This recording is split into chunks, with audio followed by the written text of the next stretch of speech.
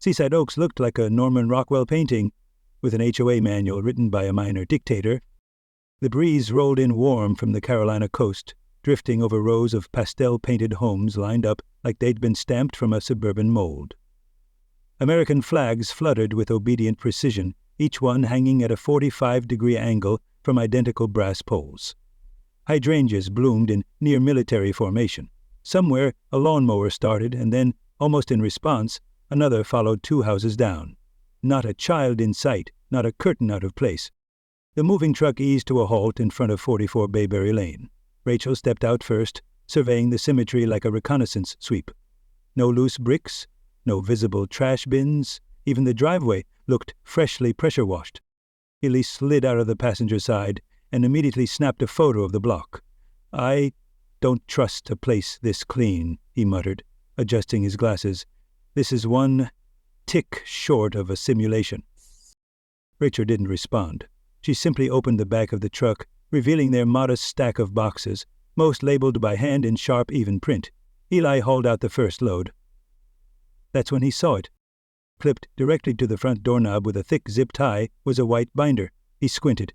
"Oh no," he said flatly. "It's already begun." He unhooked the binder, revealing a laminated cover, Seaside Oaks Homeowners Association rulebook, embossed in navy font and accompanied by a minimalist drawing of a lighthouse that looked vaguely judgmental. "It's got tabs," Eli noted. "We're in the deep end." Rachel raised an eyebrow but said nothing. Instead, she turned toward the end of the driveway, where a woman had just appeared as if conjured by a cue line. She wore khaki slacks, a perfectly pressed blouse, and a whistle that hung from her neck like a threat. The clipboard in her arms bore several color-coded stickers. She was already smiling. "Welcome to Seaside Oaks," she said, pronouncing each word like a blessing. "I'm Karen Winthrop, president of the HOA. We're so thrilled to have new faces in the community." Ely opened his mouth, but Karen had already crossed the lawn with the speed and posture of someone who organized sock drawers for recreation. She extended a manicured hand toward Rachel. "You must be the homeowner." Rachel shook her hand. "Rachel Myers, this is my brother Eli." Karen smiled at Ely without making eye contact. "Lovely. I've taken the liberty of pre-enrolling you in our weekly e-newsletter and adding your residence to our neighborhood harmony monitor rotation. You'll find things work a little differently around here," Karen had said, and she meant it.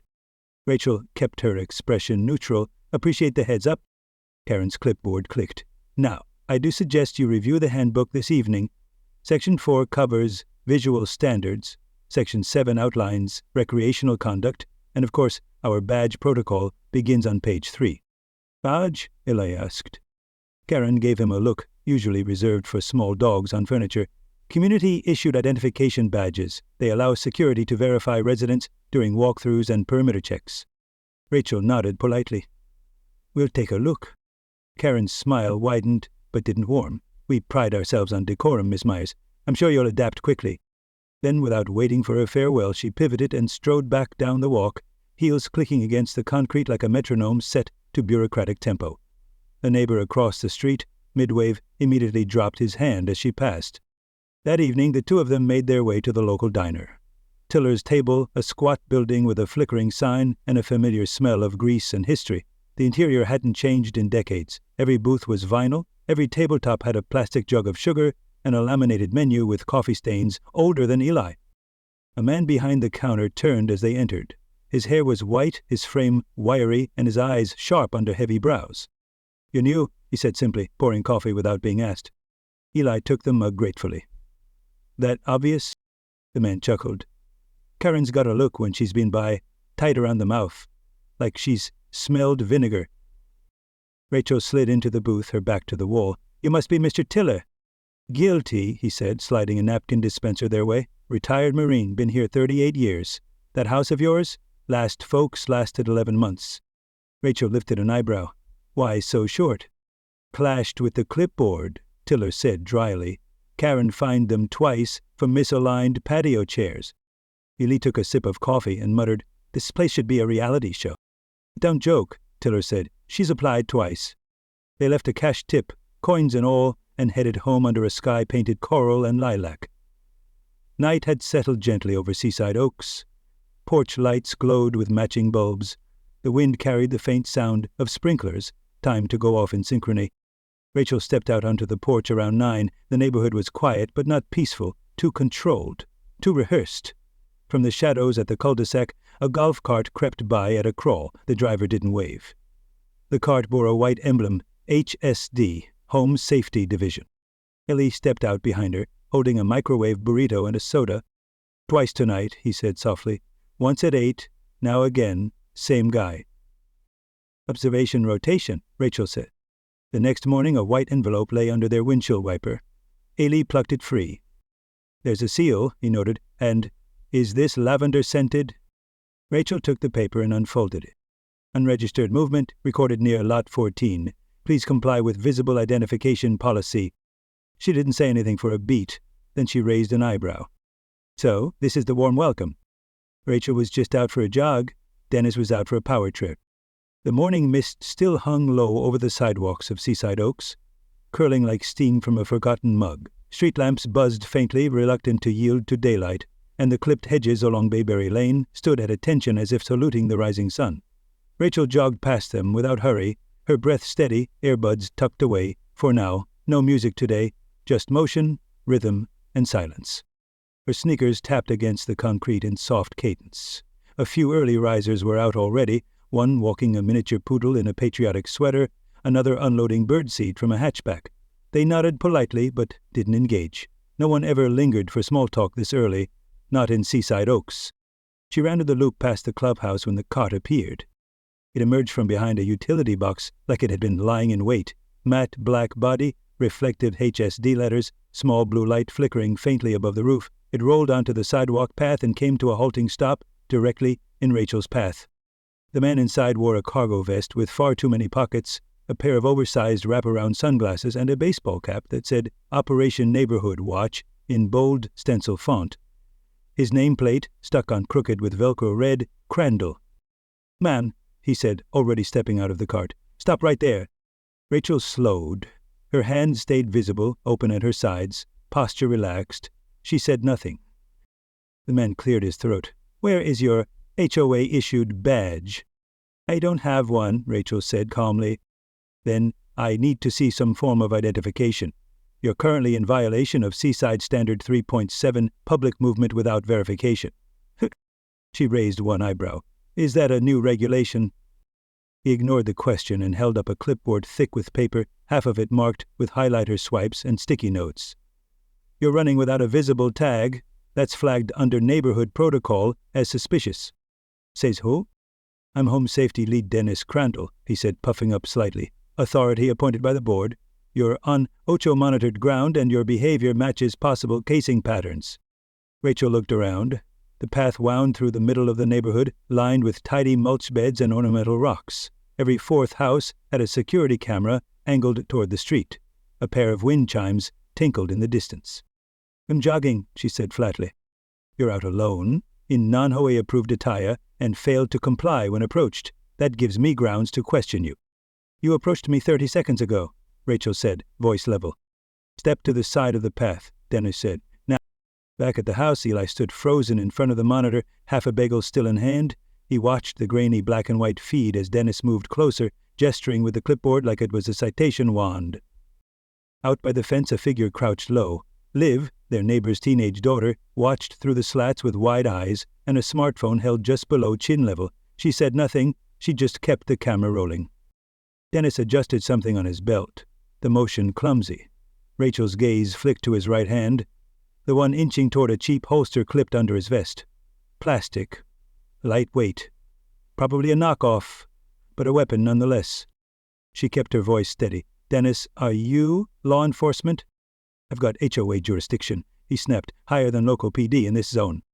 "That's not how jurisdiction works," she said, "and unless you're a sworn officer, reaching for that holster is going to make this very complicated."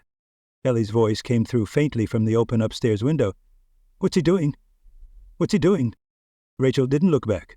Her body was angled slightly now, feet apart, weight evenly balanced, not aggressive, not retreating, measured. Dennis stepped forward. "This is a lawful neighborhood order. I have reason to believe—" "You look suspicious," he blurted. "You could be casing homes. We've had people do that, pretend to jog. You don't even have earbuds in." She said nothing. "You're going to want to rethink that holster grab, Dennis."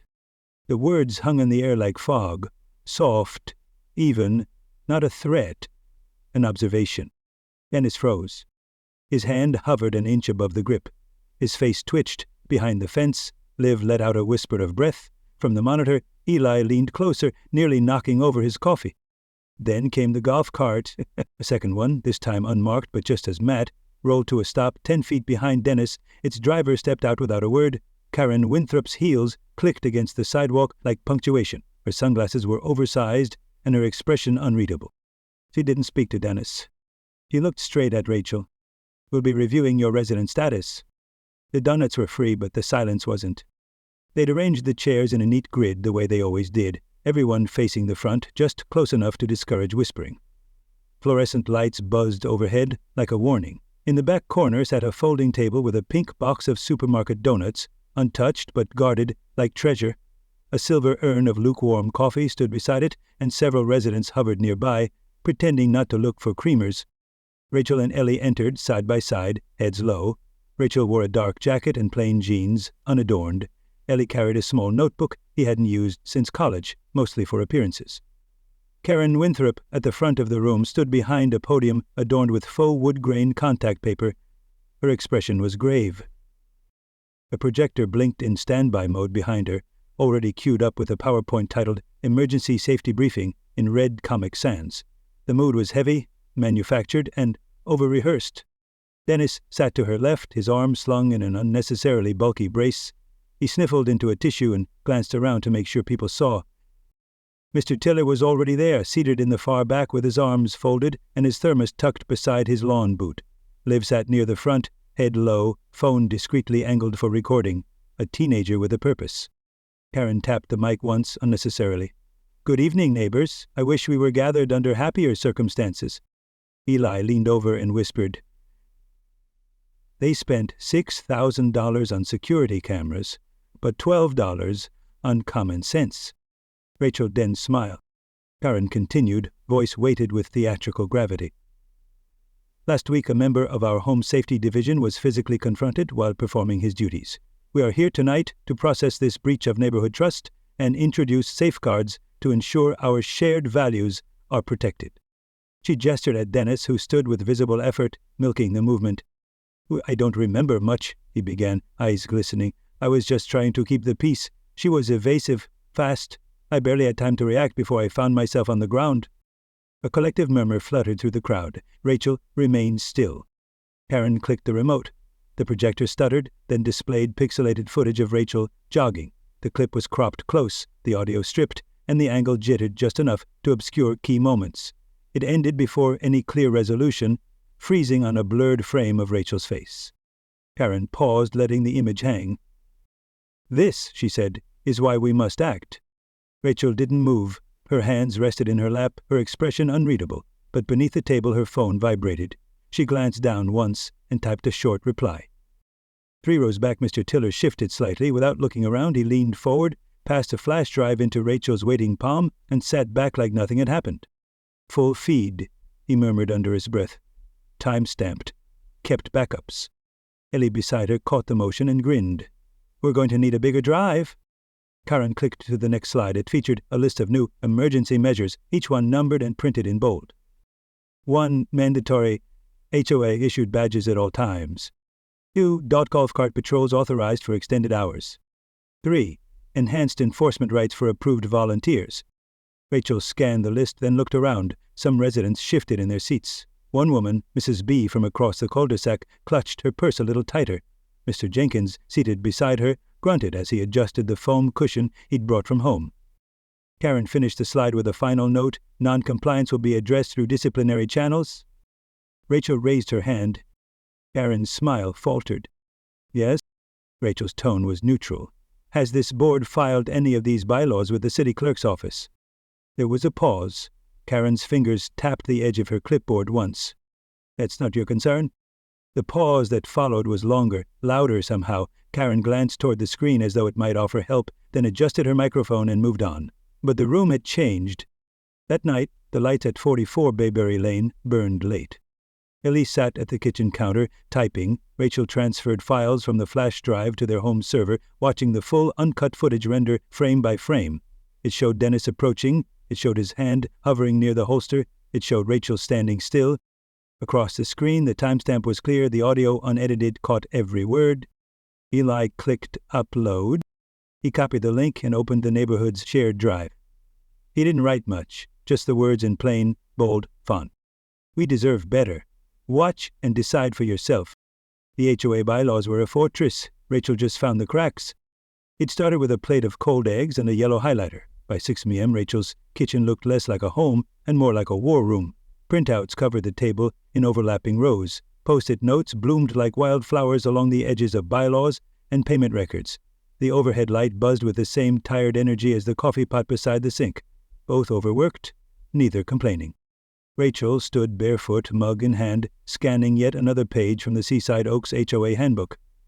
Eli sat cross-legged at the end of the table, his laptop open, a spreadsheet blinking gently across the screen. 3 color-coded sticky pads sat beside him. Green for filed documents, orange for missing records, pink for what he labeled bureaucratic fiction. Mr. Tiller had dropped off a manila envelope that morning, slid wordlessly under their door, while Rachel was out front, tending to her lavender. Inside were 4 back issues of the HOA newsletter, 3 fine notices from 2 years prior, and a handwritten note. They buried the truth in footnotes. Start digging. Rachel did.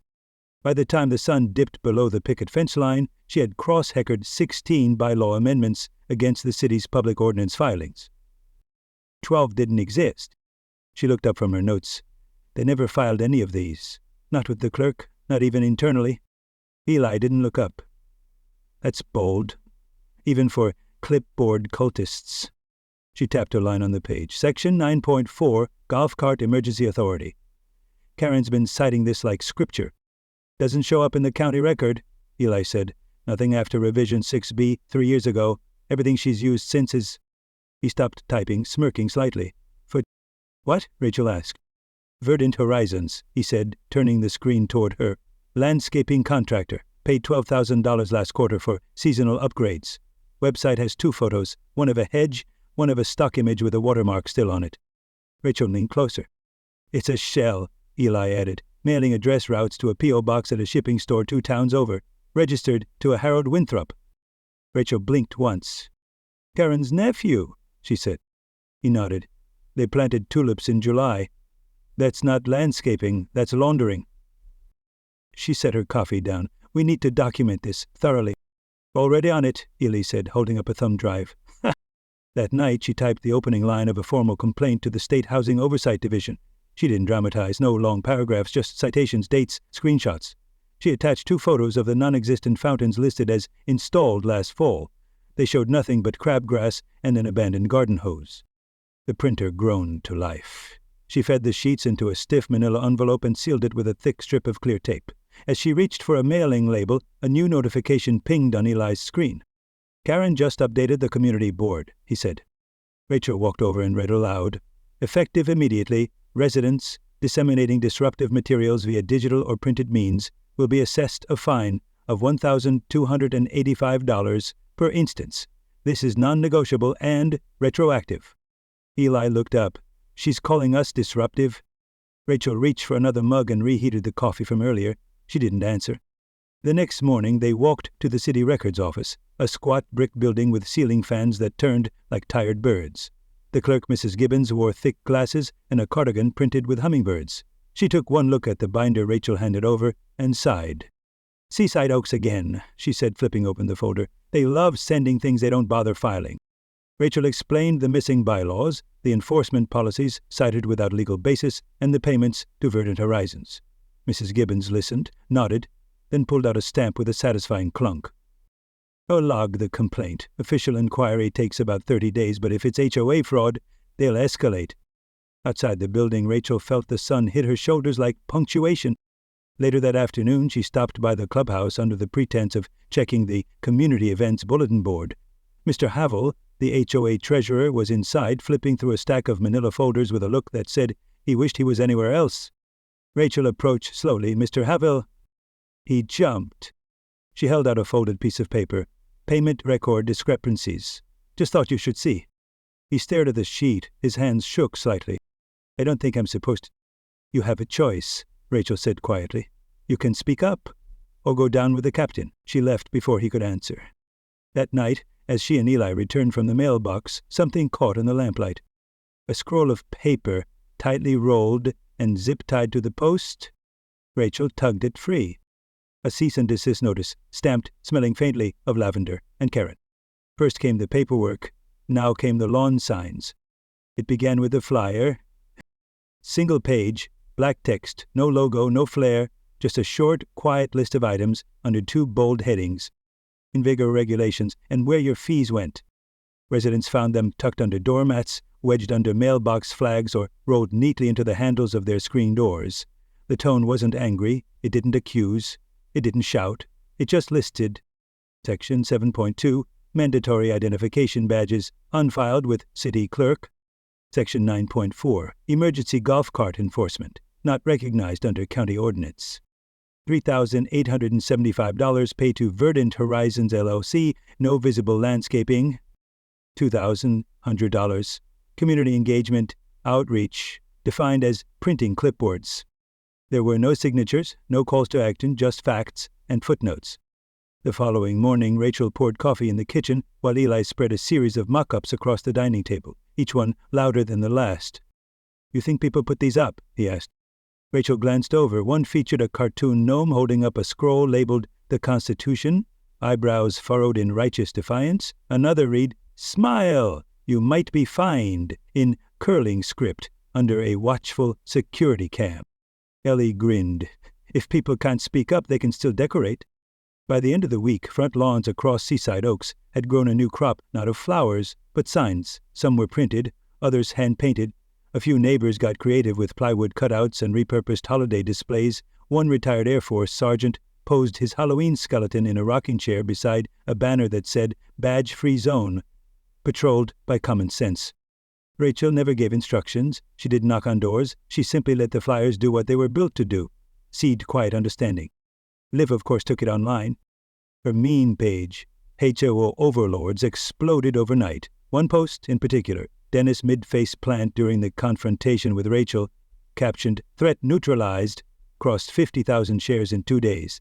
The comment section became a running thread of HOA horror stories from around the country. Some were hilarious, others deeply. In between bites of cereal, Eli would read aloud select favorites.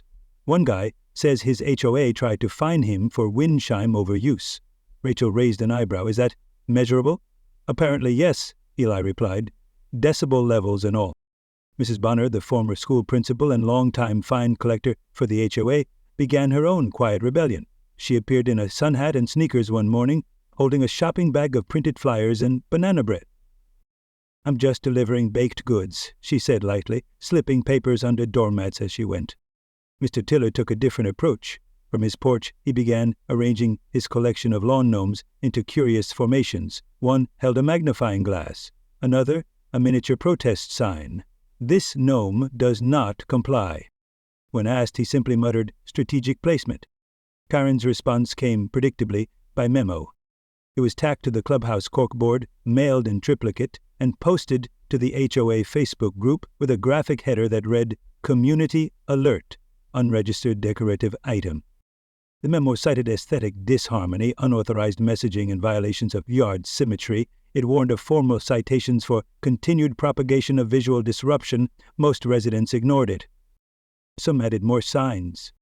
The city council, meanwhile, received 38 separate complaints within 24 hours. Most came in neat envelopes. A few were dropped off in person, hand-carried by neighbors in their church clothes as if testifying. By Wednesday, the city issued a public notice. A hearing has been scheduled to review the legal validity of current HOA enforcement policies in Seaside Oaks.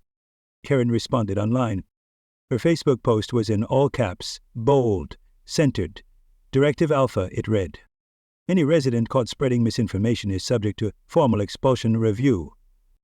It ended without punctuation. Rachel read it once, then shut her laptop. The gnome on her front lawn had a new sign by sunset, Freedom of speech is not misinformation. Karen brought a 3-ring binder, Rachel brought receipts. The town hall meeting room smelled faintly of lemon floor polish and old paper. Ceiling fans stirred the muggy June air in tired circles. Rows of folding chairs were arranged beneath a wall hung with 2 American flags and a framed portrait of a mayor from 3 administrations ago. The microphones squeaked when tapped, and the council members sipped iced tea from mismatched travel mugs as if this were just another zoning request or sidewalk repair debate. But it wasn't. Karen Winthrop stood at the front in a beige suit 2 shades too formal, a silk scarf looped with the precision of someone who dressed to lead battles she never had to fight. Her binder, thick, colored-tabbed and trembling slightly in her hands, rested on the podium like a weapon. She adjusted her clip-on microphone. "This community is under siege," she began. Behind her, the screen lit up with a slide titled Preserving Seaside Integrity. Beneath it, a photo of a gnome holding a protest sign had been zoomed and filtered until it looked vaguely menacing. Karen clicked to the next slide. "This meme," she said, "circulated over 60,000 times. It undermines our community standards. It invites ridicule. It encourages rebellion." Live 3. A screenshot of Liv's post, Dennis's flailing form mid-fall with the caption, "Threat neutralized," outlined in red. Rachel sat 5 rows back, still and silent, a manila folder resting flat in her lap. She wore no pins, no scarf, no binder, just a gray blouse and a pen she clicked once, then didn't again. Councilman Miller, seated second from the left, leaned back in his chair. "Retired Navy." His coffee tumbler said USS Saipan, 1987. His name tag, partially smudged, read Miller. "Let's see what counts as peacekeeping these days," he muttered. Karen's slideshow turned toward numbers, pie charts with no sources, bar graphs that doubled in font but not clarity, citations to internal HOA incident logs appeared 3 times in 12 slides. Each time Karen's voice wavered slightly, as if reading lines learned phonetically. "And in conclusion," she said, pausing for dramatic breath, "we must maintain the sanctity of Seaside Oaks. It is our home, our haven, and our rules are what keep it safe." She looked out at the audience as though expecting applause. Instead, a cough echoed from the back. Rachel stood. The council president nodded toward her, and she stepped forward with a calm that made even Karen flinch slightly. She didn't use the podium. She placed her folder on the table and clicked, a small remote in her hand. The screen behind Karen flickered, then played.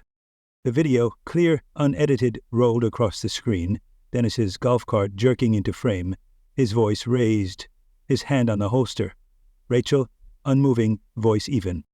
The entire altercation in full, with timestamps and audio, no memes, no exaggeration. Then came the financial records. Slide after slide, Rachel walking the room through each expense, payments to Verdant Horizons, non-existent upgrades, bylaws not filed with the city, memos with no legal basis. She didn't raise her voice, she didn't look at Karen. She just laid the facts out like bricks in a wall. "This," Rachel said at last, "is not enforcement, it's theater." Murmurs rippled through the crowd. 1 man clapped, then 2, then silence again, thick, thoughtful. Councilman Miller cleared his throat. "Miss Myers," he said, "your background?" She met his eyes. "Active duty Navy, commander, operations and legal compliance."